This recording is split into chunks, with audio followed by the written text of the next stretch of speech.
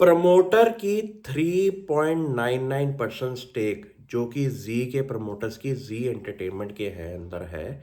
उस रीज़न की वजह से अगर कंपनी का शेयर प्राइस के अंदर 30-40% का डिक्लाइन आ जाए, बुरा लगता है। क्यों? क्योंकि ये एक ऐसा कंपनी है जहाँ पे हमारे म्यूचुअल फंड्स ने पिछले 2-2.5 साल के अंदर 7% से 32% स्टेक क्रिएट कर दिया है जी एंटरटेनमेंट के अंदर। इंश्योरेंस कंपनीज का स्टेक इस टाइम मोर देन 10% से ऊपर का हो चुका है। तो आप ये समझ लिए कि डोमेस्टिक फाइनेंशियल इंस्टीट्यूशंस का इस टाइम इस कंपनी के अंदर एक बहुत बड़ा मेजॉरिटी स्टेक है। और ये जो नुकसान 30-40% का शेयर प्राइस के अंदर हुआ है, वो कंपनी की वजह से नहीं हुआ, ये उनके प्रमोटर ग्रीड की वजह से हुआ है, जो कि सोनी ने आइडेंटिफाई किया ड्यूरिंग टाइम ऑफ मर्जर। की पूरी आपकी कहते हैं कि जब कोई कंपनी मर्जर करती है ना, तो वो पूरा का पूरा कंपनी का हिसाब किताब खोल के देखती है। कहीं भी उनको रेड लाइट दिखाई दे कंपनी की फाइनेंशियल ट्रांजैक्शंस के अंदर, वो कंपनी सबसे पहले एक स्टेप बैक लेती है। क्यों?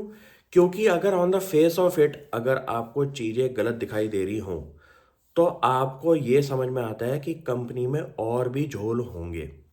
लेकिन इस केस के अंदर कंपनी के खुद की गलतियां ना होने की वजह से, प्रमोटर की अपनी ग्रीड की वजह से एक ग्रेड ए लेवल कंपनी अगर टूट जाए तो बुरा ज़रूर लगता है।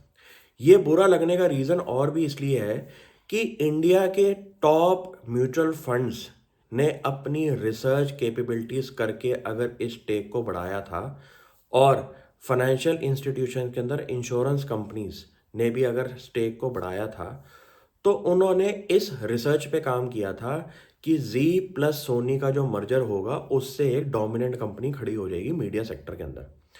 ये रीज़न काफ़ी बढ़िया रीज़न था खरीदने का स्टॉक।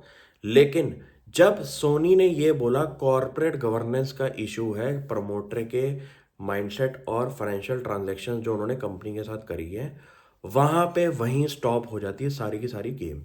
क्यों? क्योंकि कोई भी बड़ा प्लेयर अगर आपके साथ मर्जर कर रहा है, तो उसको फेयर ओपिनियन चाहिए होती है पूरे के पूरे बिजनेस के अंदर। यहाँ पे प्रमोटर के 3.99% स्टेक की वजह से अगर एक अच्छी कंपनी के शेयर प्राइस में गिरावट आ जाए, तो कंपनी की वजह से ये शेयर नहीं टूटा, ये कंपनी के प्रमोटर्स की वजह से टूटा है। और राइट टाइम है इंडिया के अंदर कि शेयर होल्डर एक्टिविज्म शुरू हो जाए। क्योंकि आप अगर शेयर होल्डिंग पैटर्न चेक करें कि 32% प्लस 10%, 42% का स्टेक तो सिर्फ इन दो फाइनेंशियल इंस्टीट्यूशंस के पास है, जो कि म्यूचुअल फंड्स और इंश्योरेंस कंपनीज हैं। ये दोनों इंस्टीट्यूशंस को मिल के बोर्ड पे अपना कंसिडरेबल स्टेक के बारे में बात करनी चाहिए, और अपनी शेयर होल्डर कम्युनिटी के अंदर राइट टाइम होना चाहिए कि प्रमोटर को या तो हटाएं या फिर एक ऐसा सोल्यूशन लेके आए जिससे कि शेयर प्राइस में स्टेबिलिटी क्रिएट हो जाए। ये एक बहुत राइट टाइम होता है, क्योंकि यूएस की मार्केट के अंदर शेयर होल्डर एक्टिविज्म बहुत कॉमन प्रैक्टिस है। कोई भी शेयर में अगर ऐसा नेगेटिव माहौल क्रिएट हो जाए, तो एक बड़ा शेयर होल्डर टीवी पे आके अपने प्लान्स बताता है। रीजन बीइंग, क्यों? क्योंकि इनका खुद का स्टेक ही इतना ज़्यादा है कि आपका नुकसान अगर हो रहा है, तो आप उस चीज़ को ठीक करने के लिए कोई ऐसे स्टेप्स लेना शुरू कर देते हैं जहां पे शेयर प्राइस डिक्लाइन रुक जाता है। ये यूएस के अंदर काफ़ी कॉमन प्रैक्टिस है, और मेरे हिसाब से इंडिया में भी ये होगा इस कंपनी को लेके। क्यों? क्योंकि कंपनी के एसेट्स में कोई प्रॉब्लम नहीं है, कंपनी की डेट प्रोफाइल में कोई दिक्कत नहीं है, और कंपनी के ग्रेड ए लेवल एसेट्स के होने के बावजूद अगर ये शेयर टूटा है, तो वो बिकॉज ऑफ सिर्फ प्रोमोटर की प्रॉब्लम्स की वजह से है। और ऐसे केस को हम शॉर्ट टर्म वॉलेटिलिटी में रखते हैं, क्योंकि इसका कंपनी के लॉन्ग टर्म विजन के अंदर कोई सिर पैर नहीं है। तो आपको भी ये चीज़ों पे गणित लगाना चाहिए।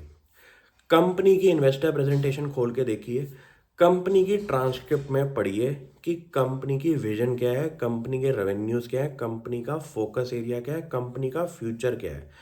ये चीज़ों पे ध्यान देना शुरू करें और बहुत जल्द इस कंपनी के अंदर कोई बड़ा शेयर होल्डर अपनी आवाज़ उठाएगा और इस प्राइस को स्टेबलाइज करना शुरू हो जाएगा।